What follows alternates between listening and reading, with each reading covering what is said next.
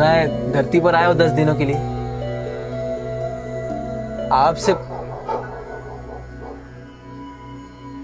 आपसे भी बड़ा भगवान है इस धरती पर, उसी से आपको सावधान करने आया हूं। और ये जो नया भगवान है ना, ये भी आप ही की तरह अमर है, इसके भी कई सारे रूप है और ये भी धरती के घर घर में बसता है।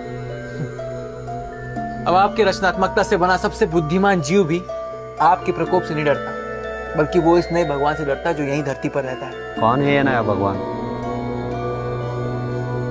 प्रभु, ये नया भगवान समाज है। कैसे? कैसे?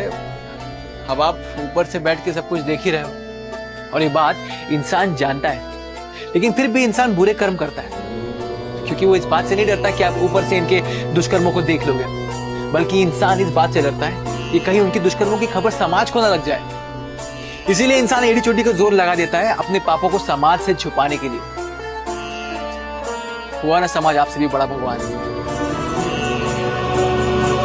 लड़की की इज्जत गांव में बची रहे इसलिए परिवार चुप है, गांव की इज्जत समाज में रहे इसलिए पूरा गांव चुप है, बड़े बड़े लोगों की इज्जत समाज में बची रहे इसलिए पुलिस कंप्लेंट नहीं लिखती, सरकारें चुप है। दबदबा तो पूरा समाज का है प्रभु, आपकी भक्ति में इतनी ताकत रही कहां। अब आप जब कल निकलोगे ना, तो यही समाज आपको पालकी में बिठाकर घुमाएगा, लेकिन आप इनके जाल में फंसना नहीं प्रभु। तख्ता पलट कभी भी हो सकता है। जो होता है वो भगवान की मर्जी से होता है। इतना भी नहीं जानते कि सबका भाग्य पहले से ही लिखा है।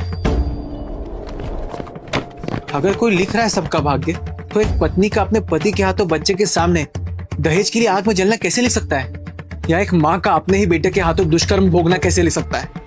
अगर इन सभी पीड़ितों की दशा इनके लेखनी से लिखी एक लीला है, तो ये भगवान नहीं केवल एक लेखक है, जो इतना निपुण है कि सारे मनुष्य के जीवन को एक ही जुगलबंदी में लिख तो सकता है, मगर है तो केवल ही एक लेखक, मात्र एक लेखक।